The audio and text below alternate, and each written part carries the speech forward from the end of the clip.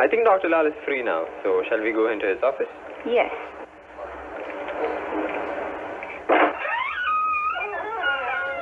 Hello, Nikhil and Srijata. Hello, sir.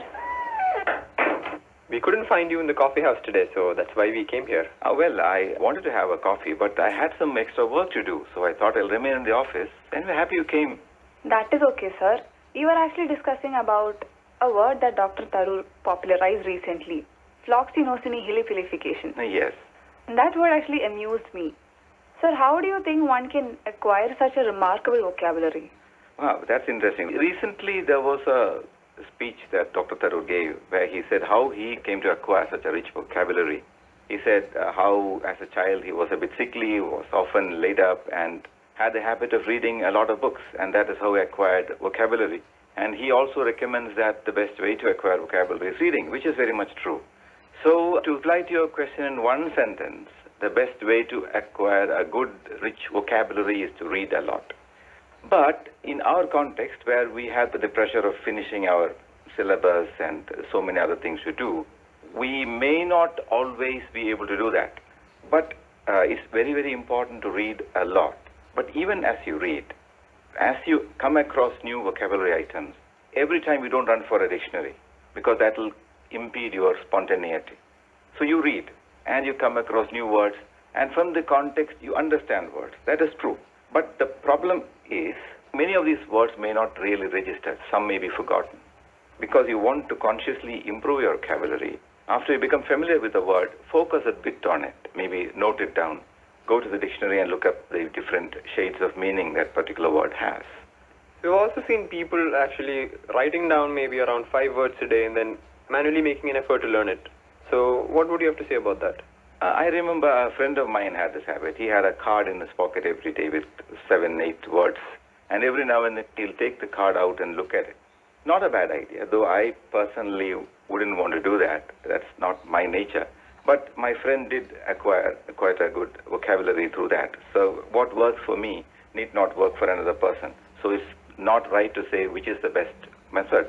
Still, I would say the most natural way of acquiring vocabulary is certainly reading. But this is also a good way of doing it. You consciously pick up a few words and you look at them once in a while and form that word in your mind so that the spelling becomes clear. And maybe check up the word in the dictionary. But whatever you do, remember to contextualize the word, because words have meaning only in the context. No word in any language has a meaning of its own. The meaning is given to it by the speakers. So these words cannot be taken out of the context. So even if you learn the words separately, you need to go back and locate the words in context, use them in context, and become comfortable with them. So that's very important. Sir, can you elaborate with some examples? Well, as I said, words have significance only in the context. And I would say that words have different shades of meaning too. So very often we would want to know the meaning of a word. It's very difficult to say that. For example, somebody reads in a paper that he looked very handsome in his tattered clothes. There, the word handsome is used mischievously, sarcastically. It means not handsome. So he asks you, what's the meaning of handsome? And you say good looking. He will get the wrong meaning of the word. So you need to ask him what is the context where you saw the word. So it's very important to see how the word is used in the context. And you talk about synonyms. You say, what are the synonyms of happiness? You would say bliss, glee, pleasure, rapture, many, many other words you might say. But this doesn't mean that one of these words can be replaced with another word. So the word glee, for example, cannot be used in a position where you would use bliss. So these have slight differences. No big change will come, but subtle difference is there in different words. Even synonyms are not really synonyms. We use them in different contexts. Another set of examples would be the word sorrow, melancholy, doldrums, sadness, unhappiness. All these words are related to sadness, but we don't always use them interchangeably. Some work in some context better than the other words. Yeah, I have a couple of files to sign. Give me a second. I did not see you yesterday in class. Where were you? I actually had to attend a ceremony yesterday. It was my nephew's, education initiation or I don't know. You mean his first time writing that ceremony, right? I meant എഴുത്തിനിരുത്തൽ. Yeah, my files are done. You are talking about eduthiniruthu. And what did you say the word was for that? Initiate to writing, maybe? Well, that's interesting. That's a good way of saying it. Well, recently I heard a discussion with a bunch of colleagues where they were trying to find the English word for Sanjayanam. This is another interesting thing about vocabulary. As we said in some other context, language is very closely related to culture. And each language will have words that are related to that culture which won't have an equivalent in another language. For example, the word eduthiniruthu it belongs to our culture. It is not there in English. So the English people won't have a directly equivalent word for that. So you will need to find some other way of explaining it.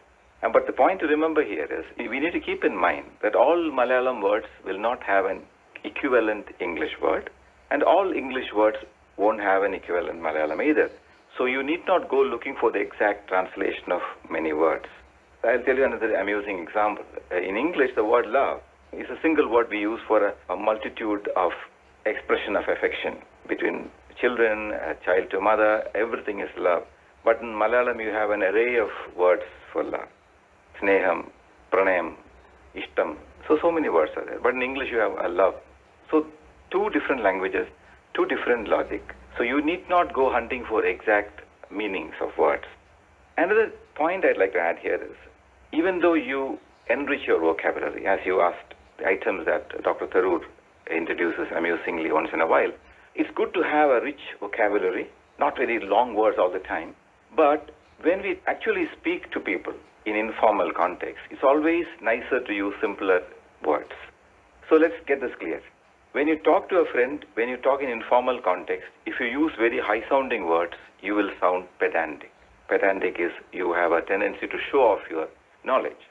So there you use simple words. For example, the road was dilapidated.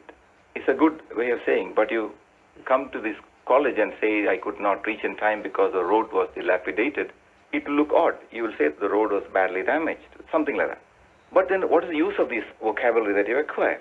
The rich fund of words you have will help you write better when you are attempting to write something related to your job, or when you attempt creative writing, you will be able to come up with much beautiful expressions.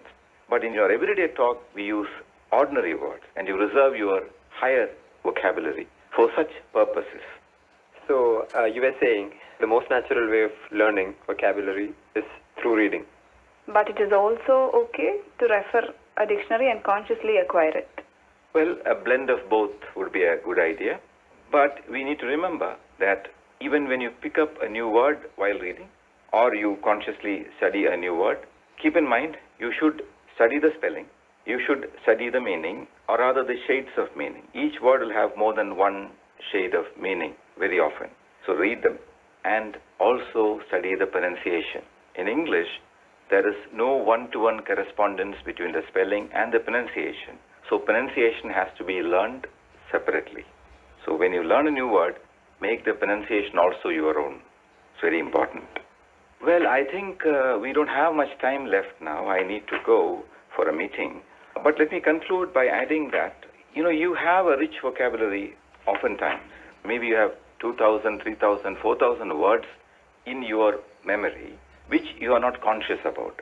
They will remain there in an unconscious state of little use to you. This you picked up through reading, through exposure. But this forms your passive vocabulary. This passive vocabulary needs to be activated. So, as we said the last time we met, reading a lot, listening and reading and writing helps to activate this vocabulary. So it's equally important to learn new words, also to activate, put to use and make these words your own. So ultimately it boils down to practice again. So the best thing you need to remember is to read a lot to make your grammar better, to make your vocabulary better. So do words like be, in, for, so such small words, do they count as vocabulary? That's interesting. Yes, I would say. English vocabulary can be broadly divided into two categories. Words like those you said, the, and, in, through, between, all these words. We call them like auxiliary verbs, prepositions, conjunctions, articles, etc. they are fixed in number. They are there for purely grammatical purposes. They don't have a particular meaning of their own. They do not grow. People don't add a new preposition. But English language, the English vocabulary is very dynamic. It grows every day. You may not know, but several new words are added into English language every day, particularly with the fast advances in science and technology. But these words never grow. So when we actually mean about developing or enhancing our vocabulary, we think in terms of new nouns, new adjectives, new adverbs, verbs, etc. Of course, you must be very sure of where to use your the and your between, but the increase in your vocabulary comes in what we call the content words or the rich array of words with full meaning. Well, the story of how there came to be words like auxiliary verbs is another story. What is that story? Can you tell us? It's not a story. I meant an episode in the history of English history as the language evolved. Initially, when English was young, we call that period Old English. English was also like Malayalam in the way we formed new meaning by adding on to a word like poguga, pogum, pogumayirikum, etc. In English, we used to have it like that. For example, in English, the word choose had many forms. Cheos and cheyas, kuron, koran were 5 different forms of the word choose. Today we have choose and chose, and perhaps chooses. So that times have gone. Today, with these endings gone, what we do is we bring in new words to connect two words. In Malayalam, we still have endings, so we don't need auxiliary verbs. In English, we need auxiliary verbs. We need prepositions to show the connections between words. We need conjunctions again. All these became necessary when English lost these word endings. There still are endings, but not as much as there used to be. Well, it was fun talking to you, but it is 5:30, and if you remain here for long, they will lock the office up. So before you leave, can you tell us the meaning of the word that we mentioned earlier, floxinocinihelipilification? Well, the meaning of the word, if I remember right, is the act of estimating something as worthless. Well, that's interesting. But I would any day prefer to use the meaning rather than saying the word itself.